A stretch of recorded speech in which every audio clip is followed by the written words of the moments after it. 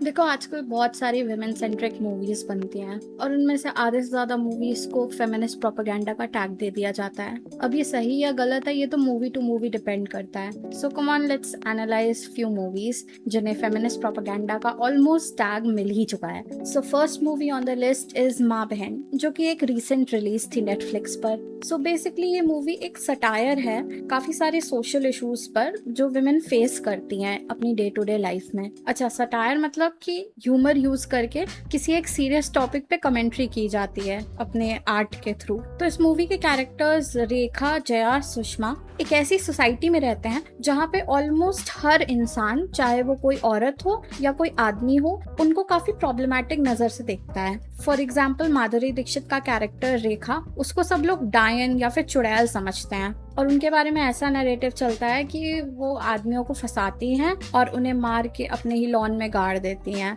और काला जादू एंड समथिंग ये सब भी करती हैं वो।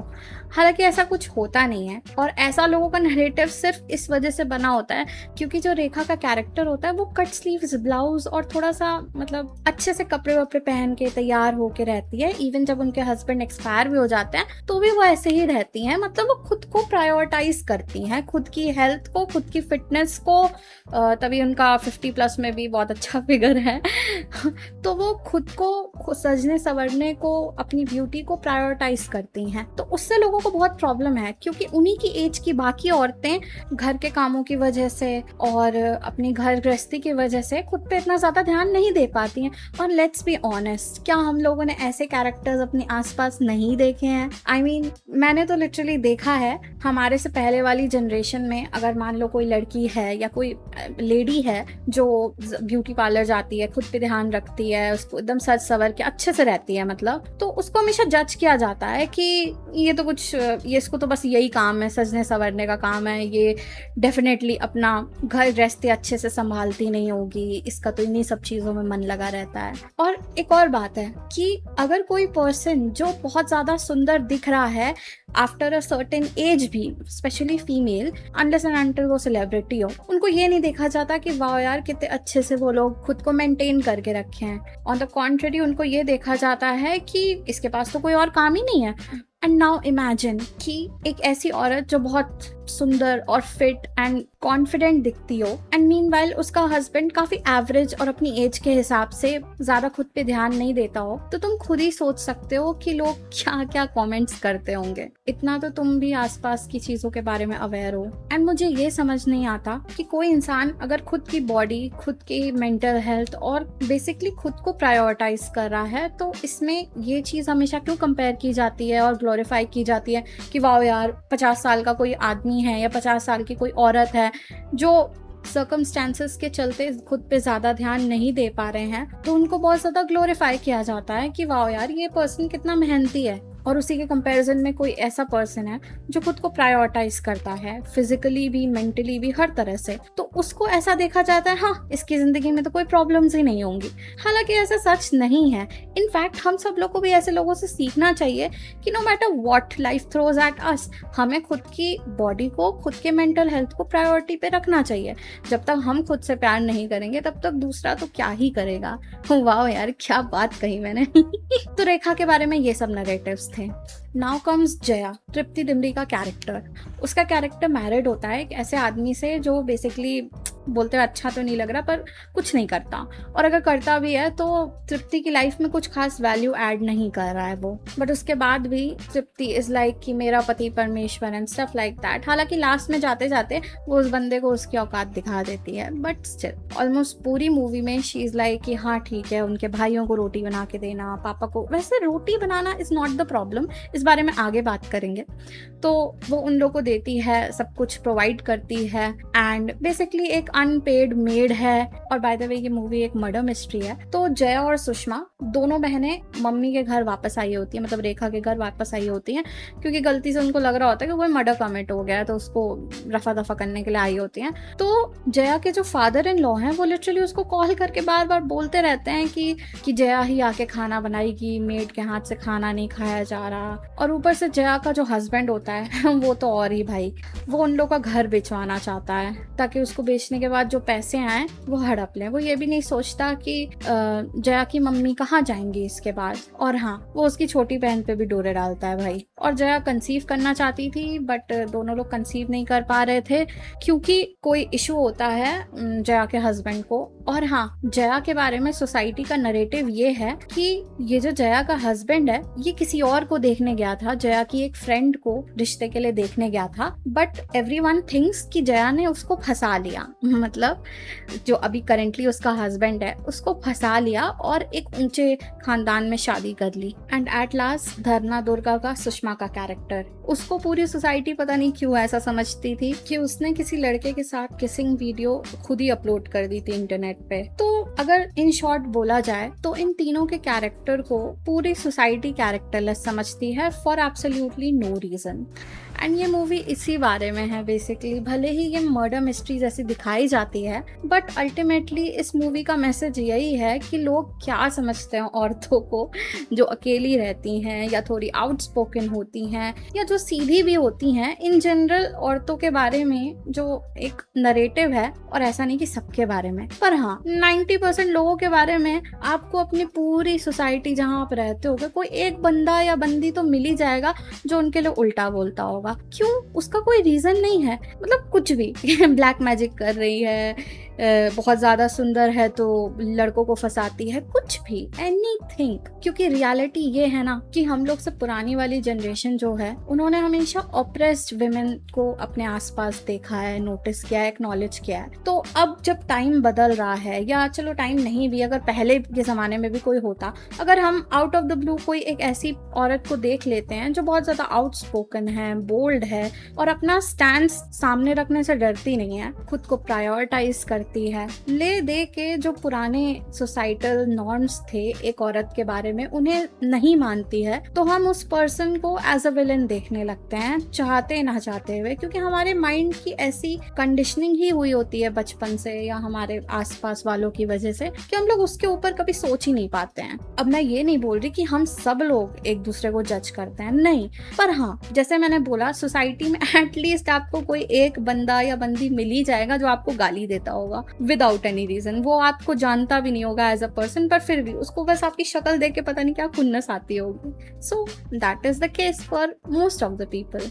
अब ये है तो मर्डर मिस्ट्री, बट आगे चल के पता चलता है कि जो रवि किशन के जो कैरेक्टर थे वो मरे ही नहीं, वो जिंदा हैं। एंड वो धमकी देने लगता है रेखा को कि वो सब कुछ बता देगा लोगों को एंड उसके जेल भिजवा देगा।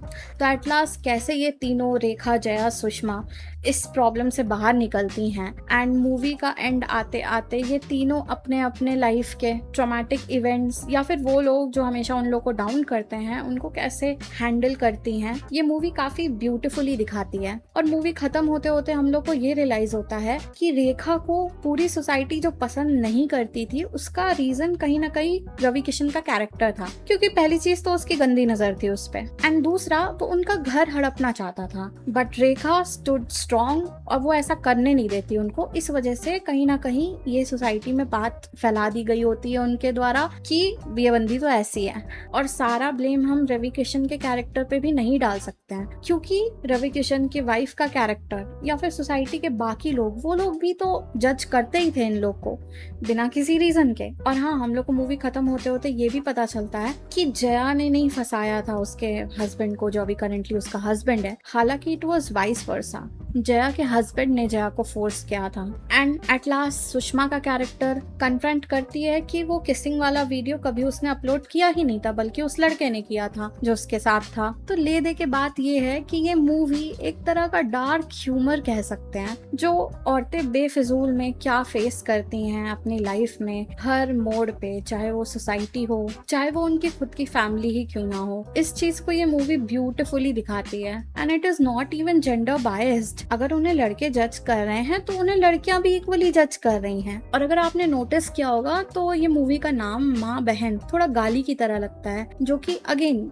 एक कि माँ बहन एक तरह से गाली की तरह ही रह गया है हमारे समाज में, क्योंकि कुछ खास इज्जत तो है नहीं, चाहे जितने पढ़े लिखे हो जाएं हम लोग या चाहे कुछ भी हो जाए। बट हाँ, इसका मतलब ये नहीं कि मैं सबके बारे में ऐसा बोल रही हूँ।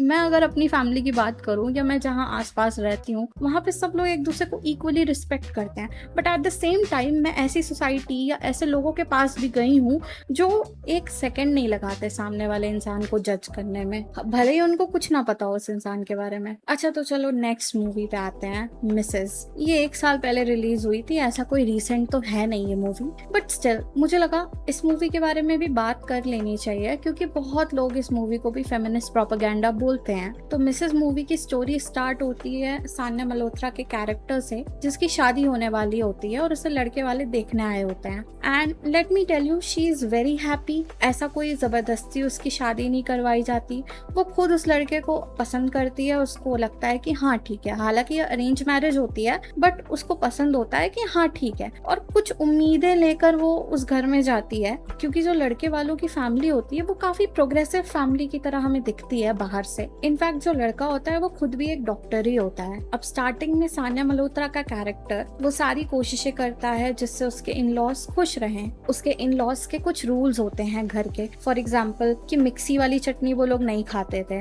उन्हें सिलबट्टे की पिसी हुई चटनी ही चाहिए होती थी। और ये मोस्टली जो ससुर होते हैं सान्या मल्होत्रा के, वो और सान्या मल्होत्रा के कैरेक्टर के हस्बैंड का ये कहना होता है। उसकी जो सास होती है वो कुछ नहीं बोलती, वो बस शांति से अपना काम करती रहती हैं, दिन भर वो किचन और घर के कामों में लगी रहती हैं। और फादर इन लॉ के उठने से पहले मदर इन लॉ उनके पैरों के नीचे लाके चप्पल रख देती है, चाय पानी सब कुछ उनके बिना बोले वो सारा काम कर देती हैं, जिससे हमें पता चलता है कि फादर इन लॉ का कैरेक्टर इस घर में रूट कॉज होता है जितनी भी ऑर्थोडॉक्स चीजें चल रही होती हैं उनका, क्योंकि सान्या मल्होत्रा का हस्बैंड भी उन्हीं से ये सारी चीजें सीख रहा था और उसने अपनी मम्मी को देखा था ये सारी चीजें बचपन से पापा के लिए करते हुए, तो वो भी अपनी वाइफ से यही एक्सपेक्ट करने लगा। सान्या मल्होत्रा का कैरेक्टर बहुत कोशिश करता है उनके हिसाब से ढलने का, उनके मनपसंद का खाना बनाने का, बट वो बंदी कुछ भी कर ले उसके फादर इन लॉ और हस्बैंड कभी इम्प्रेस होते ही नहीं थे। इनफैक्ट वो लोग तो उसे फॉर ग्रांटेड लेने लगते हैं।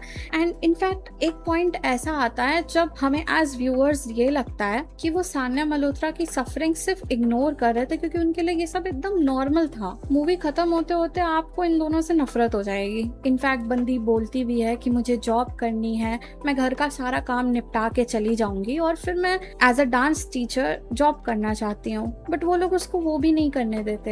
एंड ले दे के सान्या मल्होत्रा का कैरेक्टर सिर्फ किचन तक सीमित रह जाता है। अगर उसे छुट्टी मिलती भी थी तो वो सिर्फ उस टाइम जब उसके पीरियड्स चल रहे होते थे, क्योंकि इन लोग के घर में पीरियड्स को एज अ टैबू कंसिडर किया जाता था। सोचो, डॉक्टर्स की फैमिली और पीरियड्स उनके घर में टैबू है कि जमीन पे सुला रहे हैं, किचन में अंदर नहीं घुसने दे रहे हैं। और ये पूरी मूवी में कभी ऐसा नहीं दिखाया जाता कि उस पे कोई चिल्ला रहा हो या उसको मार रहा हो या किसी भी प्रकार का अब्यूज हो रहा हो उस पे फिजिकल। इनफैक्ट कभी उससे ऊंची आवाज में भी ये सारी चीजें नहीं बोला जाता था, पर वो एक पैसिव एग्रेसिवनेस के साथ बोलते थे वो लोग उसको। ट्रस्ट मी, मूवी का ये सीन जब सान्या मल्होत्रा के कैरेक्टर को उसके फादर इन लॉ मना कर रहे होते हैं कि नहीं जाना है काम पे, आई मीन जॉब करने, जॉब इंटरव्यू के लिए। जॉब के लिए तो मैंने मना किया था ना बेटा। तो वो जिस तरह से बोलते हैं, by God, if you are a girl and watching that you will feel it straight into your heart. इतना हैवी फील होगा तुमको। और बिल्कुल भी वो चिल्ला के या गुस्से से नहीं बोलते, इनफैक्ट मुस्कुरा के बोलते हैं, which is even more disturbing. Movie खत्म होते होते सान्या मल्होत्रा का कैरेक्टर के पेशेंस भी खत्म हो जाते हैं एंड वो नाली का गंदा पानी जो कि किचन के पाइप से टपक रहा था इतने दिनों से, वो बोल रही थी कि उसको सही करवा दो प्लम्बर बुला के, पर वो लोग वो भी नहीं करवा रहे थे, तो वो वही दे देती है सबको, गेस्ट को पीने के लिए। और फिर उसके हस्बैंड जब कन्फ्रंट करने आता है तो वो उसके ऊपर वो पानी फेंक के भाग जाती है नंगे पैर और अपने घर वापस आके अपने घर वालों को एक मोनोलॉग देती है। And then the movie ends ये दिखाते हुए कि वो फाइनली अपना पैशन जो कि डांसिंग है उसको फॉलो कर रही है। देखो, बात ये है ना कि किसी भी लड़की को घर के काम करने से कोई प्रॉब्लम नहीं है। प्रॉब्लम तब है जब उसको इंसान ही ना समझा जाए और उसके काम की कोई वैल्यू ना समझी जाए, क्योंकि भाई मानो ना मानो हम सब ने अपने आसपास, चाहे हम लोग की मम्मी हो या कोई और फीमेल पर्सन, हम लोग ने ऐसी औरतें देखी हैं अपनी लाइफ में जिनका आधे से ज्यादा जिंदगी किचन में निकल गया, और इसके बाद भी उनको ऐसे टॉन्ट सुनने को मिलते हैं कि तुम तो करती ही क्या हो। तो आजकल की लड़कियां जब देखती हैं अपनी मम्मियों को या अपने आसपास वाली औरतों को, हमारे से पहले वाली जनरेशन को, तो वो ये नहीं सोचती कि यार खाना बनाना किसी के लिए बहुत ही बड़ा टास्क है, मैं ये नहीं करूंगी। नहीं, वो ये सोचती हैं कि मैं हाउसवाइफ तो बन जाऊं, बट इसके बाद कहीं मेरी वैल्यू तो कम नहीं हो जाएगी क्या? मुझे घर में पड़ी एक पुरानी चेयर जिसकी कोई वैल्यू नहीं होती है, कोने में पड़ी रहती है, टूटी पड़ी, उसको कोई पूछता भी नहीं है, तो वैसी एक पुराने फर्नीचर की तरह मेरी वैल्यू तो नहीं हो जाएगी उस घर में। और फैक्ट यही है, किसी को भी प्रॉब्लम नहीं है कि अगर उसका हस्बैंड बाहर जा रहा है, काम कर रहा है ऑफिस में, थक के वापस आ रहा है, तो वो उसको एक गिलास पानी दे दे, उसको खाना दे दे या उसके ख्याल रख ले। किसी को प्रॉब्लम नहीं है। प्रॉब्लम तब है जब वो हस्बैंड खुद को सुपीरियर समझने लगता है अपनी वाइफ से, और अपनी वाइफ को इंसान भी नहीं समझता है, ना ही उस बंदी के एफर्ट्स की कदर करता है। और वही सब देख देख के बच्चे भी कहीं ना कहीं अपनी मम्मी की इज्जत करना भूल जाते हैं। और चलो नहीं भी भूलते तो उनकी लाइफ में जब कोई पार्टनर आता है, स्पेशली लड़के, तो उनको लगता है हमारी मम्मियाँ ऐसे करती थी तो वो भी ऐसे ही करेगी, यही नॉर्मल है, और ये लूप ऐसे ही कंटिन्यू चलता रहता है। पर बीइंग अ गर्ल, जब हम लोग अपनी मम्मी को ऐसे देखते हैं, तब हम लोग लड़कों की तरह नहीं सोचते हैं कि ये सब नॉर्मल है। हम लोग ये सोचते हैं कि भाई फाइनेंशियली स्टेबल होंगे, कुछ भी करेंगे, बट ऐसी लाइफ नहीं चाहिए हमें जिसमें सामने वाला हमारी कदर ही ना करे। एक आदमी जब ऑफिस जाता है, पैसे कमा के लाता है, उसको रिस्पेक्ट मिलती है घर में, उसकी बात की वैल्यू होती है। पर वही एक औरत जब घर संभालती है तो 70 to 80% ऑफ द टाइम ऐसा नहीं होता है। वही सेम वैल्यू नहीं दी जाती है एक लेडी को जो हाउसवाइफ है। तो तुम खुद सोचो कि ये किस तरह की पार्टनरशिप है। ऐसा कहा जाता है ना, शादी पार्टनरशिप है, तो ये कैसी पार्टनरशिप है जहाँ पे एक इंसान महाराजा और दूसरा इंसान नौकर? ऐसा नहीं होता है। और ऐसी बहुत सारी शादियां होती हैं, ऐसे बहुत सारे लोग हमारे आसपास आपको मिल जाएंगे जहाँ पे इक्वल रिस्पेक्ट है, और आप उनको देखोगे तो आपको रियलाइज होगा कि उनका रिश्ता कितना ब्यूटीफुल है, कितना खूबसूरत है। कोई जेंडर नॉर्म्स नहीं है दोनों के बीच में, कोई भी खुद को सुपीरियर नहीं समझता, दोनों एक दूसरे को इक्वली समझते हैं और एक दूसरे के एफर्ट्स को एक्नॉलेज और अप्रिशिएट दोनों करते हैं। सिमिलरली अगर थप्पड़ मूवी की भी बात करें तो वैसे पूरी मूवी में सारी चीजों से मैं एग्री नहीं करती, बट आई टेल यू कि मैं किस चीज से एग्री करती हूँ, और वो ये बात थी कि इशू सिर्फ एक थप्पड़ मारना नहीं था। तुम खुद सोचो, जिस तरह से रिफ्लेक्स में उस बंदे ने अपनी वाइफ को थप्पड़ मार दिया था, उसकी जगह और उसकी मम्मी खड़ी होती तो क्या उनको भी ऐसे रिफ्लेक्स में मार देता? नहीं। अब तुम बोलोगे कि यार मम्मी है, ऐसा थोड़ी सोच सकते हैं हम, तो भाई क्यों, वाइफ है तो ऐसा सोच सकते हो कि हाँ गुस्से में हाथ उठ गया उसका, पूरी जिंदगी भर उसने कभी कुछ ऐसा नहीं किया जो प्रॉब्लमैटिक हो, और सबके सामने बस उसको गुस्सा आया, वो भी किसी और पे, और उसने अपनी वाइफ को मार दिया। और फिर सब लोग को उस बात को एक्नॉलेज करने की जगह सब लोग ये बोल रहे हैं कि कोई बात नहीं, हो जाता है, भूल जाओ। इनफैक्ट वो लड़के का भी यही कहना है। तो मेरा क्वेश्चन ये है कि तुम अपनी बेटर हाफ को रेपुटेशन वाइज इतना कम कैसे समझ लिए कि सबके सामने थप्पड़ मारना is a normal thing for you? ये तो बहुत ज्यादा ही कंफर्ट जोन हो गया फिर तो। और अगर एक तरह से देखा जाए तो सारे आदमियों की गलती नहीं है इसमें, गलती हम लोग की भी है, गलती उन मदर्स की भी है जिनको पता है कि उनका बेटा गलत कर रहा है और फिर भी वो आंख बंद करके उनका सपोर्ट करती हैं। अच्छा, तुम लोगों को खौफ सीरीज याद है? आई थिंक 1-1.5 साल पहले वो भी आई थी। वैसे तो वो हॉरर जॉनरा थी, बट उसमें जो भूत का कैरेक्टर होता है ना, उसकी बैक स्टोरी ये होती है कि वो एक बहुत ही प्रॉब्लमैटिक इंडिविजुअल होता है एंड वो लड़कियों को छेड़ता है, उनको गाली देता है, इवन उनको काफी हद तक प्रताड़ित करने वाला चीजें करता है। एंड एक एक्सीडेंट के चलते कुछ हॉस्टल की लड़कियां उसे मार देती हैं, मतलब जानबूझ के नहीं, पर वो खुद को बचाने के चक्कर में वो मर जाता है बंदा। और फिर उसका भूत उन लोग को उसी हॉस्टल में कैद करके रखता है और उन्हें टॉर्चर करता है और एट लास्ट उन्हें मारने के पीछे पड़ा रहता है। तो वो जो प्रॉब्लमैटिक बंदा था, उसकी मम्मी एट लास्ट उन लड़कियों को ही गाली देती हैं और बोलती हैं तुमने मेरे बेटे को मार दिया एंड स्टफ लाइक दैट। और इतना ज्यादा दूर जाने की भी जरूरत नहीं है, ये काफी अंडररेटेड सीरीज थी। तुम दृश्यम की बात कर लो भाई, उसमें जो पुलिस ऑफिसर होती है उसे पता नहीं होता है क्या कि उसके बेटे ने क्या क्राइम किया है? इतना उसके पास इंटेल था, उसको ये भी समझ आ गया था कि उसके बेटे ने क्या कांड किया है। But at the end of the day माँ का प्यार, आई डोंट नो, मुझे नहीं पता, क्या पता मैं मम्मी बनूं तो मैं भी ऐसे ही पागल बन जाऊं। बट फिलहाल तो मुझे ये सब चीजें समझ नहीं आती कि आपका बच्चा ही क्यों ना हो, अगर वो कुछ गलत कर रहा है, इमोरली बहुत ही ज्यादा लेवल्स पे गलत चीज़ें कर रहा है, फिर चाहे वो ज़रूरी नहीं है कि किसी लड़की के अगेंस्ट करे, वो लड़के किसी इन जनरल कोई भी क्राइम या कुछ भी XYZ वो कर रहा है, तो मुझे नहीं लगता आपको उसके साथ खड़े रहना चाहिए। I think you should be the first person जो उसको जाके 2 चमाट लगा और बोलो तू गलत कर रहा है भाई, आई मीन बेटा। और हाँ, ऐसी भी औरतें होती हैं जो ज़रूरी नहीं है हर गलत चीज़ में अपने बच्चे या अपने आसपास वाले का साथ दें। जैसे चिरैया सीरीज में कमलेश का कैरेक्टर जो होता है, वो पहले तो अपने देवर को प्रोटेक्ट करने की कोशिश करती है, बट इसके बाद जब उसे रियलाइज होता है कि नहीं उसका देवर गलत है, तो वो उसके अगेंस्ट भी हो जाती है, which is a good thing. और ऐसे रियल लाइफ में भी बहुत सारे कैरेक्टर्स आई मीन लोग हैं जो सेम चीज़ करेंगे, but on the other hand ऐसे भी लोग हैं जिनको पता है कि उनके साथ वाले गलत कर रहे हैं, इसके बाद भी वो उनका ही सपोर्ट करेंगे। और देखो ऑलरेडी 20 मिनट से ज़्यादा की वीडियो बन चुकी है एंड इसके बाद भी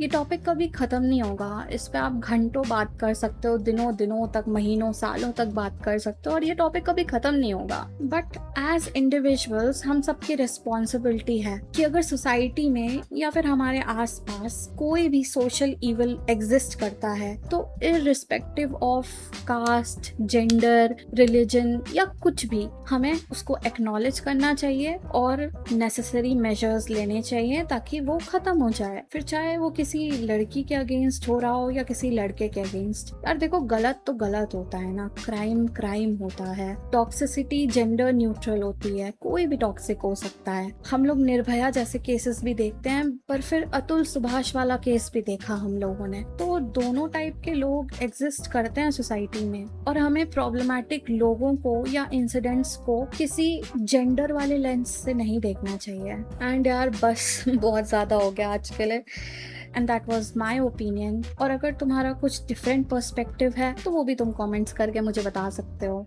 we'll have a healthy discussion. इस चैनल का यही मोटिव ही है कि हेल्दी डिस्कशंस को बढ़ावा दिया जाए बिना किसी की डिसरिस्पेक्ट किए, क्योंकि ऑलवेज रिमेंबर तुम उस पर्सन के अगेंस्ट नहीं हो, तुम मे बी उसके आइडियोलॉजी या वो जो सोच रहा है उस थॉट प्रोसेस के अगेंस्ट हो। So always remember that, and या that was the video. Bye bye.